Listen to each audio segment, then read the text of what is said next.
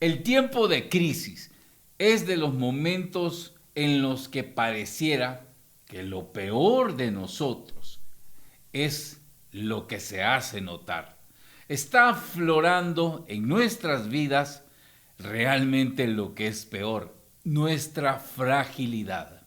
Pareciera que cuando tenemos crisis, sobre todo hoy que estamos en tiempo de pandemia, la pérdida del control de nuestras vidas es lo que está en boga hoy en día. Tanto que según las estadísticas de los problemas psicológicos que hoy se perciben, aparece un síndrome que se llama el síndrome del burnout, que significa el síndrome del quemado, de aquel que ya no da más. La crisis, las situaciones difíciles, la pandemia, se lo acabaron. Yo no sé si es lo que tú estás viviendo. Sin embargo, hoy en este programa vamos a hablar de 4 ideas que nos van a ayudar para retomar el control de nuestras vidas.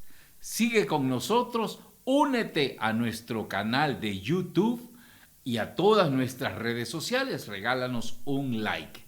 Y por favor, estate pendiente de todos los programas que estamos transmitiendo.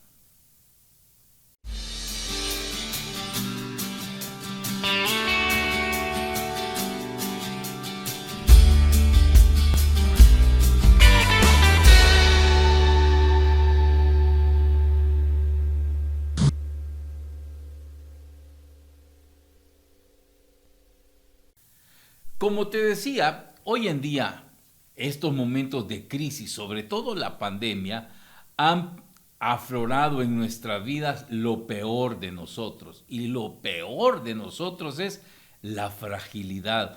Nos vamos dando cuenta cuán frágiles somos.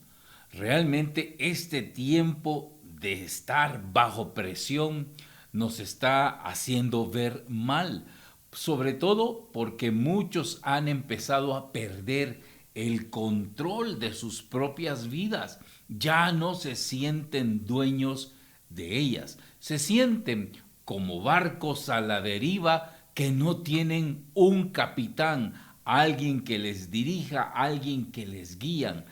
Normalmente en la consulta cristiana o en la consulta psicológica, la frase más común que se hace notar es ya no sé qué hacer.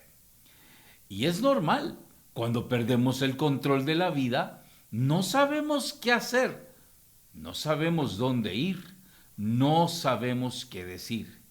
Sin embargo, no todo está perdido. Hay una solución, hay una alternativa y de eso quiero hablarte el día de hoy.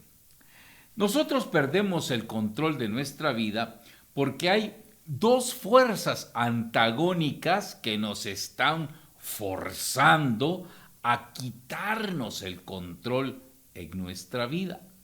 La primera fuerza es el mundo mismo, con toda su ideología, su forma de actuar y forma de pensar, nos invita a que nosotros mismos le entreguemos el control de lo que somos y son ellos los que nos controlan. Imagínate ahora, en tiempo de pandemia, se nos invita a vacunarnos, pero ¿cuánta gente está lanzando ideologías contra las vacunas, diciendo no nos vacunemos porque entonces estamos a favor del nuevo orden de cosas? Y la gente está entrando en pánico. Es normal que todos entremos en pánico ante lo novedoso. Así pasó cuando se empezaba a hablar de la vacuna contra por ejemplo, una de las enfermedades más graves del siglo pasado era la poliomielitis. Esa enfermedad era terrible. Y cuando empezó a aparecer una vacuna que iba a solucionar el problema, la gente se mostró escéptica. Y así está pasando ahora. Y nos están mandando una serie de mensajes que nos dicen, no te vacunes. para muestra un botón. Hasta sectores de la iglesia se están poniendo en contra del Papa porque se ha vacunado. Imagínese usted qué tremendo a lo que estamos llegando. Es que el mundo quiere controlarnos. La segunda fuerza antagónica que quiere tomar control de nuestra vida, ¿sabe quién es? Sí, nosotros mismos. Pero qué bueno fuera que el control que queremos tomar de nosotros mismos fuera un control consciente. No, es un control inconsciente. El control que ejercen nuestras pasiones, nuestras debilidades, en suma, nuestra sensualidad. Salimos simplemente vencidos por lo que la sensualidad nos pide. Había un grupo de hermanos, una pareja de hermanos, creo que se llamaban los hermanos Ruiz, que cantaban una canción famosa que decía: dale a tu cuerpo alegría, Macarena, dale a tu cuerpo alegría y cosa buena. Si te acuerdas de esa canción, pues esa canción refleja precisamente lo que hace nuestra sensualidad: demandarnos, pedirnos, exigirnos. Y por eso nos tiene sumidos en una sensación de total descontrol. ¿Por qué? Porque nos morimos por salir, ya no aguantamos el encierro, queremos comer rico, queremos compartir con los amigos, el estrés nos está volviendo locos, ya no sabemos qué hacer, no aguanto a mi mujer, no aguanto a mis hijos. ¿Te das cuenta? Es precisamente nuestro ser interior el que está jalándonos para que perdamos el control. Vamos a hablar de 4 ideas que te van a ayudar para poder retomar el control. La primera idea nos la da el apóstol San Pablo en la carta a los Romanos, capítulo 12, versículo 2. Decía el apóstol Pablo: no se acomoden al mundo presente, cambien su manera de pensar y cambiará su manera de vivir. Así lo traduce literalmente la Biblia Dios habla hoy. La demás Biblia dice: cambia o transfórmate interiormente mediante la renovación de tu mente.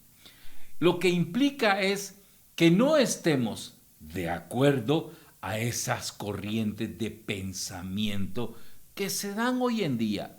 Mucha gente habla y dice cosas bonitas y las acepta y dice: qué bonita esa frase, pero ni siquiera la reflexiona.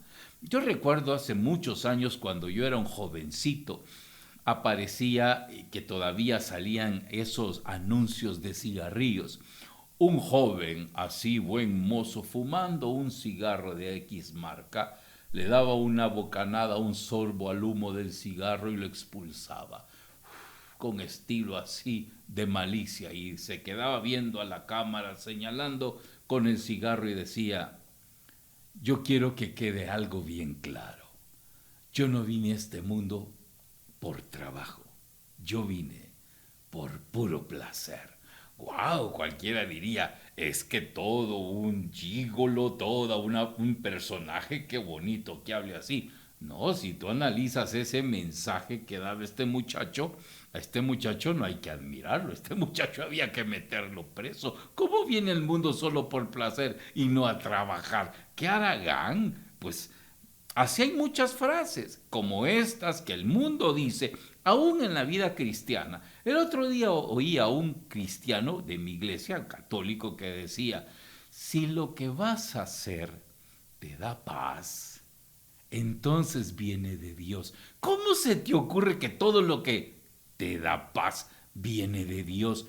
Hay cosas que te dan una paz aparente. Y por eso Jesús decía: no, que Él nos daba una paz, pero no como la daba el mundo. Quiere decir que el mundo nos da un tipo de paz. Eso quiere decir que si yo siento esa paz y la confundo con la paz de Dios, entonces está Dios conmigo. No, cuidado, hay que analizar.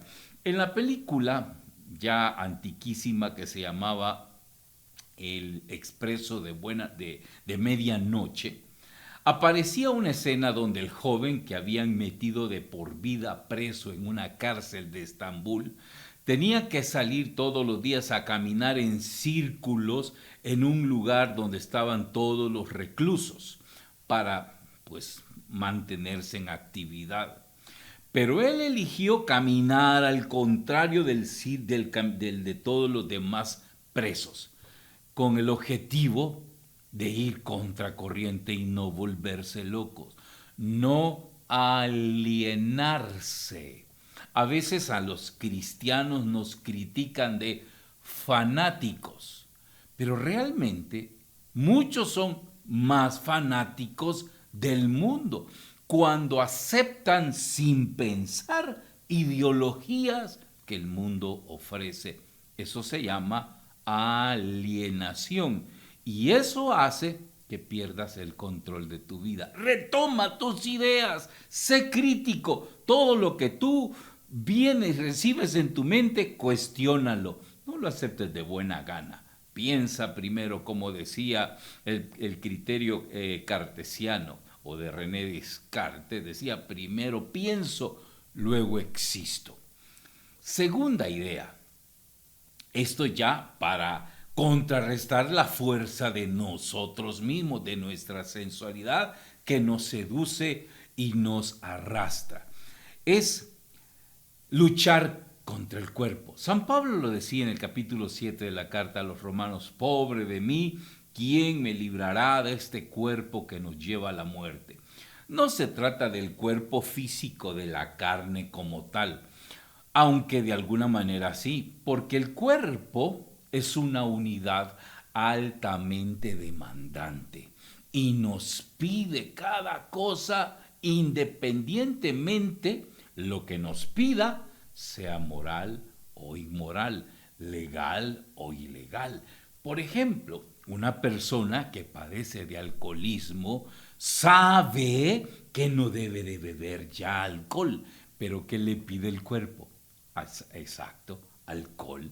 Un diabético sabe que no debe consumir carbohidratos ni azúcar, pero ¿qué le pide el cuerpo? Así es, carbohidratos y azúcar. Qué galán fuera, qué bendición fuera que los que padecemos de diabetes ni sintiéramos deseo de comer carbohidratos ni azúcar. Qué bonito fuera, pero no es así, es todo lo contrario. Entonces tenemos que aprender a tomar el control de las apetencias, de las tentaciones, saber decir como Jesucristo a las tentaciones, no. Y luchar día con día, de a poco. No se trata de que venzas grandes tentaciones.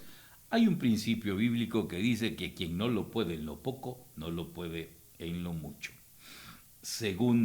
Tercera idea, ordenar nuestra psiquis. A veces pasa que somos débiles porque tenemos una psicología frágil, que cede a todo. No tenemos carácter para saber enfrentar los retos de la vida. El Señor Jesús decía: sea tu hablar sí, sí, no, no. Lo que pasa de ahí es del diablo, decía Jesús.